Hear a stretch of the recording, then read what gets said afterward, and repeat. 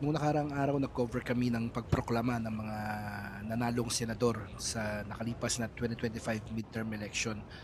Alas 3 yung nakaschedule na event pero mga mag-alauna pa lang nandun na kami para makapwesto. Merong dalawang itinalagang lugar ang COMELEC sa media.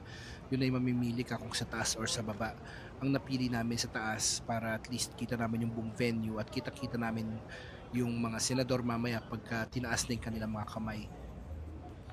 Medyo matagal ang hintayan, so kanya-kanya munang diskarte kung anong gagawin. Yung iba nagdadaldalan, yung iba tinitignan yung settings ng mga camera nila. Patuloy din yung ginagawang security paneling ng mga K9 units ng Coast Guard at ng Navy.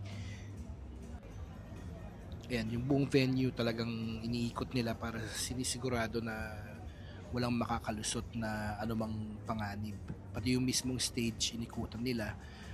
Sa mga ganito pa lang, dito pala makakakuha ka na ng mga shots na pwede mong isama sa storya mo. Nandiyan pati nga yung pwesto namin mga media, inikutan din ng mga K9 unit. Yan.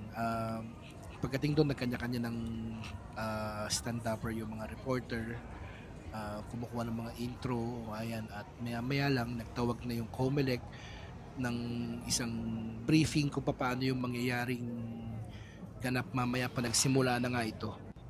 Yung sinabing alas 3 naging halos mag-aalas 4 na at ito na nga nagsimula na yung programa.